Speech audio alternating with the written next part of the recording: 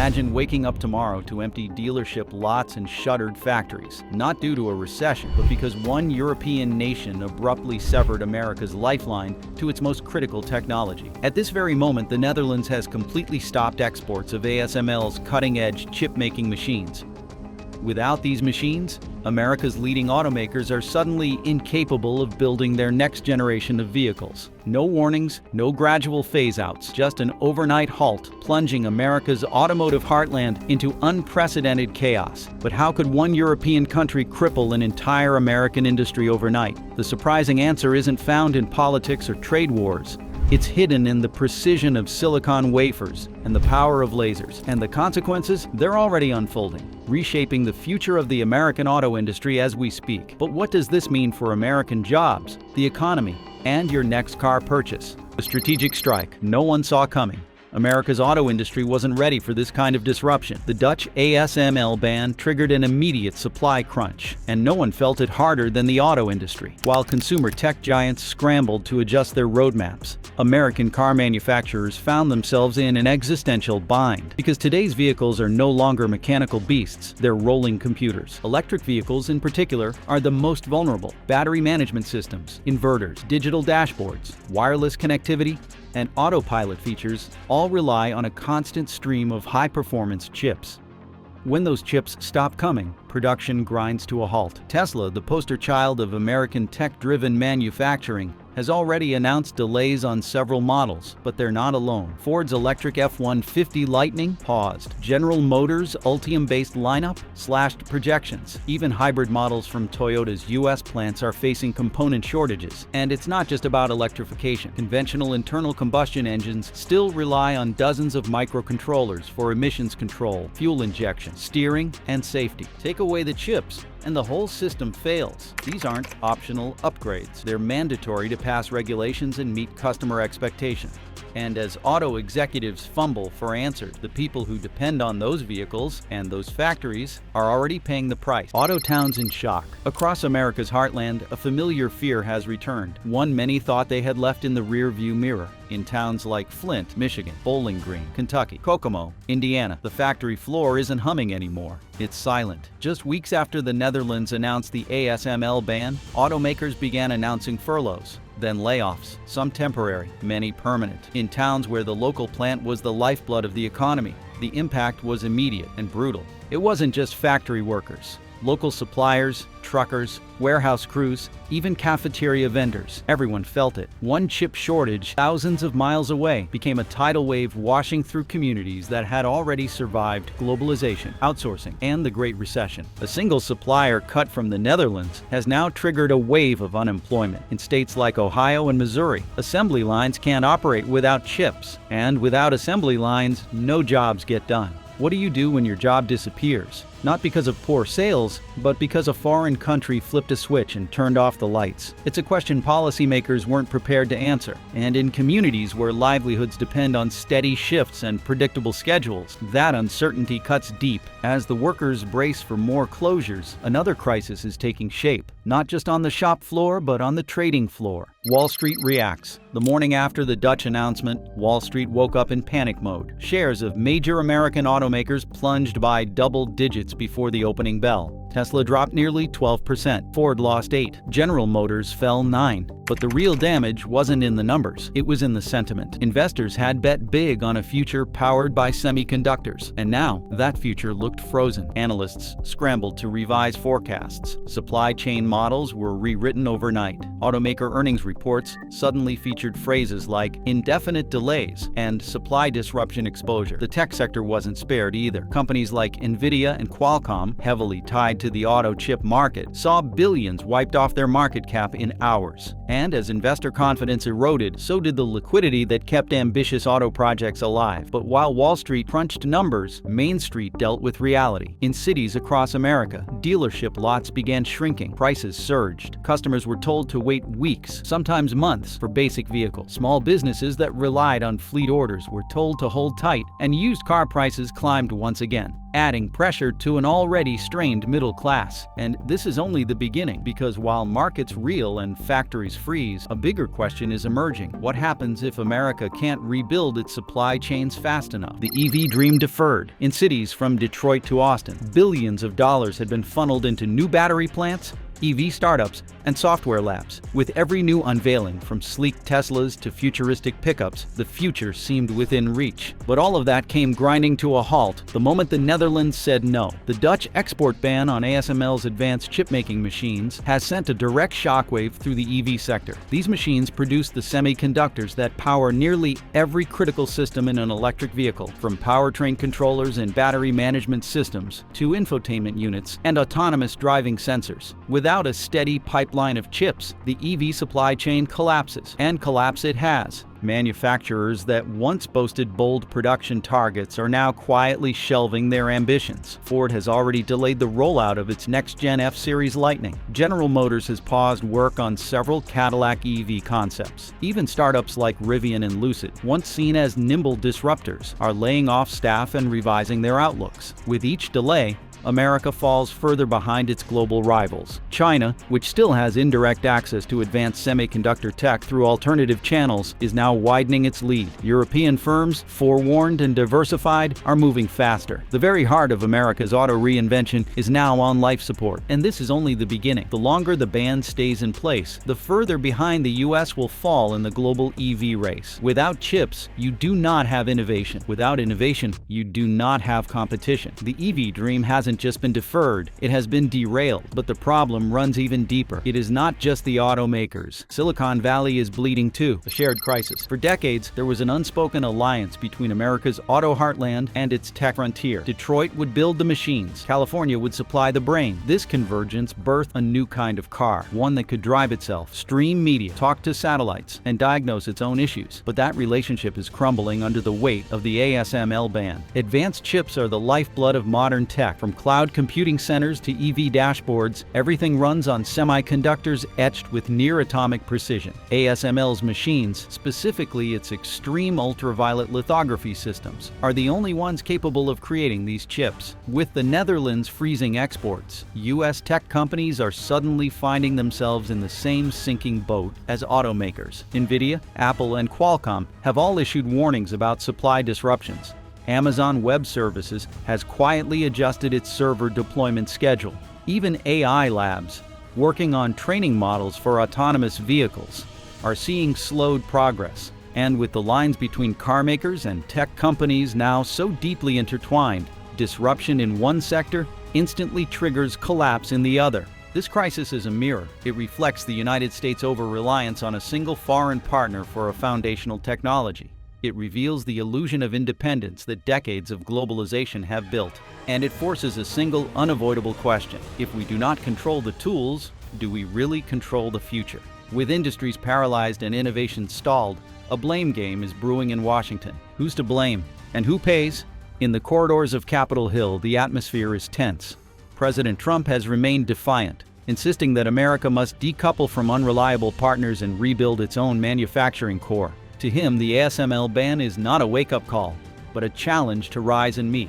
And yet, automakers and tech executives are sounding the alarm. Without immediate relief, jobs will be lost, growth will stall, and rivals will surge ahead. Industry leaders are now pushing for emergency subsidies to build domestic chip capacity, offset research and development losses, and keep workers employed. But Congress is divided. Some lawmakers argue that taxpayer-funded bailouts reward poor supply chain planning. Others, especially those from manufacturing-heavy states, are demanding aggressive support packages. Meanwhile, consumer sentiment is shifting. Voters who once cheered tariff policies as patriotic are now facing the consequences at the dealership. They see higher car prices, longer wait times, and stalled innovation, and they want answers. Lobbying pressure is rising. Trade groups are calling for diplomatic negotiations with the Netherlands, or at least contingency agreements with South Korea and Japan. But as election season heats up, trade policy has become a political weapon. Isolationists dig in, globalists push back, and the people stuck in the middle, the workers, the buyers, the families, keep losing. The question isn't just who caused this crisis, it's who will take responsibility for solving it. Because every day that goes by, the American auto industry loses another step in a race it cannot afford to lose. And the world, it is not waiting around. Germany, Korea, and Japan step back. The Netherlands may have fired the first shot with its ASML export ban, but the aftershocks are rippling far beyond the Dutch border. Key semiconductor and automotive nations like Germany, South Korea, and Japan are now quietly reconsidering their alignment with the United States. Their withdrawal is not loud or confrontational. It is silent, strategic, and deeply consequential. For decades, the United States relied on these countries as partners in its sprawling automotive supply chain. Whether it was German-engineered turbochargers, South Korean memory chips, or Japanese control systems, every American-made car was in truth a global collaboration. Now, that alliance is fracturing. In Berlin, policymakers are walking a tightrope. Germany has long been both a transatlantic partner and a pillar of the European Union's tech ambitions. But after the ASML export halt,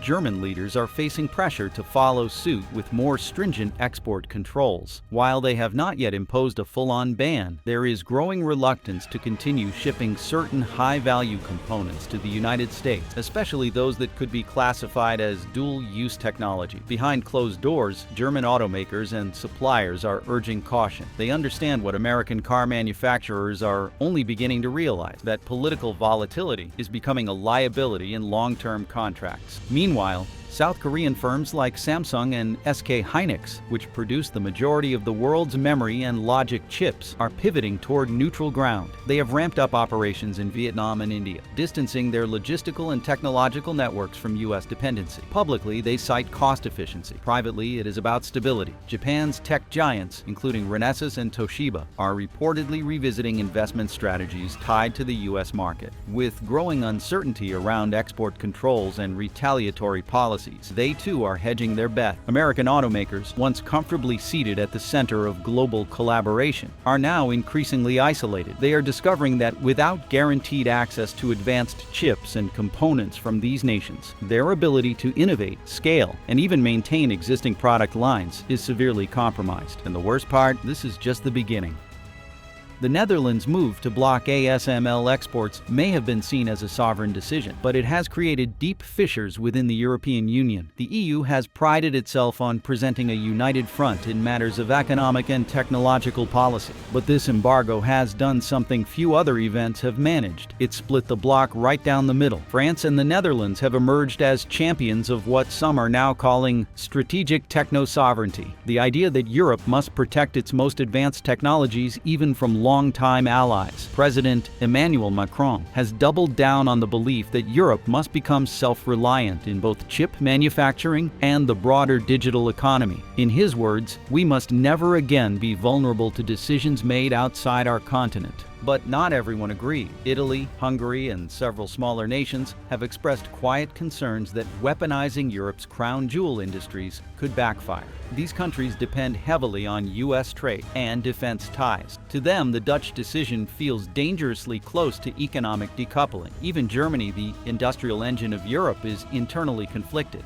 While some lawmakers support Dutch resolve, others fear a long-term disruption to Europe-U.S. trade relations could be catastrophic, especially for Germany's own auto sector. Brussels now finds itself in a bind. The European Commission is under mounting pressure to establish a unified tech trade policy.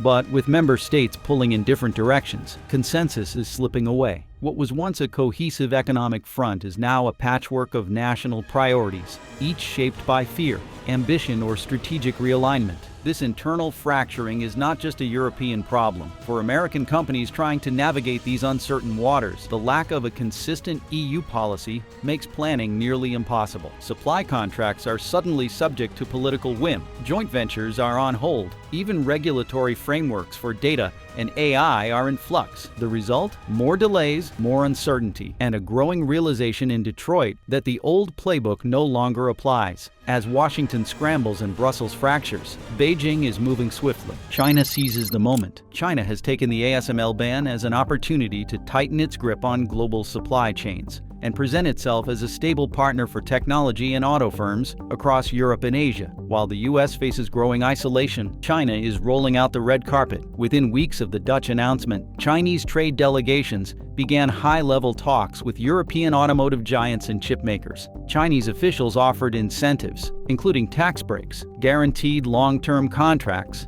and infrastructure investment for any firm willing to shift its tech development or production to the Chinese mainland. The message was clear: come to China and we won't pull the rug out from under you.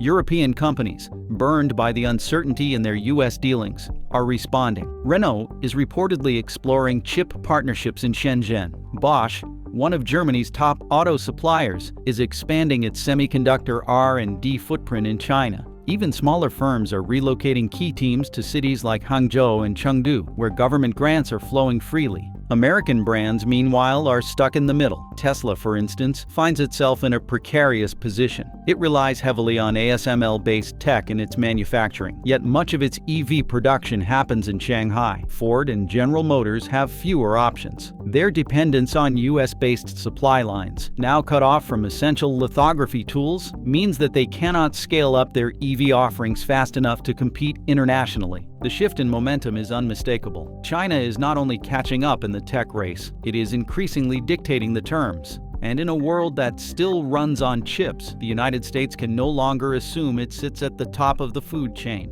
While China is playing offense, Mexico and India are making quiet but consequential moves of their own. Mexico and India recalculate. Both countries have long been viewed as dependable partners in US-centric supply chains, especially for the automotive industry. But in the wake of the ASML ban and rising geopolitical instability, both nations are reassessing their roles. Mexico, once the cornerstone of North America's low-cost auto manufacturing network, is facing a dilemma. American companies want to ramp up operations south of the border to avoid overseas risk, but Mexican officials are now wary of becoming too tightly tethered to a partner locked in escalating tech wars. Sources in Mexico City suggest the government is reconsidering future export guarantees on chip-dependent goods, especially if those chips originate from US supply chains now deemed unreliable. Meanwhile, European automakers operating in Mexico are urging caution, fearing their own production could be entangled in Washington's next policy shift. India, on the other hand, sees opportunity in the chaos. The Modi government has accelerated its campaign to become the next global chip hub, offering major subsidies and land grants to any firm willing to manufacture locally. While US companies like Micron are cautiously entering the Indian market, Indian policymakers are equally keen on courting Europe and East Asia. They want India to be seen as an independent, neutral player, not just another American proxy. For the US auto industry, this recalculation introduces a new layer of complexity. It is no longer just about securing chip supplies or lowering costs. It is about trust. And right now, trust in American policy consistency is at an all-time low. What was once a neatly mapped global supply chain is now a shifting web of uncertainty. And the countries that used to rely on US leadership are no longer waiting around for direction. They are choosing new paths, and America is being left behind. Can America make its own chips? As American automakers scramble to respond to the Netherlands' export ban on ASML's lithography machines, a critical question has surfaced. Can the United States build its own semiconductor manufacturing infrastructure from scratch? The short answer, according to industry experts, is both yes and no. Yes in ambition, but no in reality, at least not anytime soon. The challenge is not just in building chip fabs. It lies in the ability to manufacture advanced chips, especially those using extreme ultraviolet lithography, which ASML exclusively produces. These machines are the size of a bus, cost upwards of $150 million each, and require a precision engineering ecosystem that took Europe decades to perfect.